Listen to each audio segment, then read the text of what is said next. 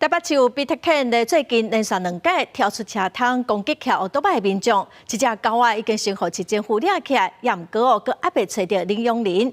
伫2021年，伫新竹甲屏东拢嘛发生比特犬咬死人，这2只比特犬经过长时间的训练甲照顾，目前因伫新的环境状况拢正稳定。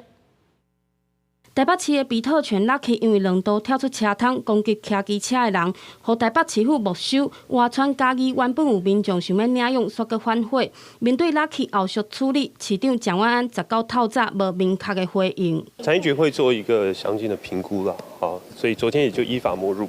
Lucky 互饲比特犬的议题再度引起关注。根据了解，比特犬对2022年开始列做禁止饲也是输入的动物。目前全台列册管理的比特犬总共3974只，以高雄市502只上侪。皆为个人饲养，也都是依规定在112年2月28日前完成登记在案。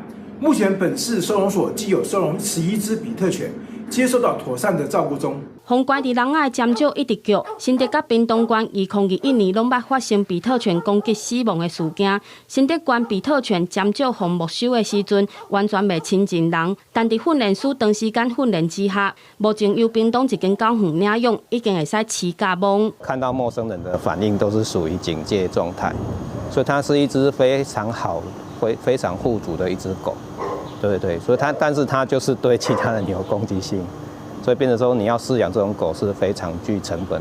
捌教死囡仔的屏东比特犬索尔，经过台湾爱狗人协会观察，发现伊其实真亲人，真足选领养人了后，奉送去台北，个性变了真稳定。有攻击记录的狗，伫用心照顾之下，变了温和亲人，嘛显出主人照顾管理甲训练的重要性。公司新闻综合报道。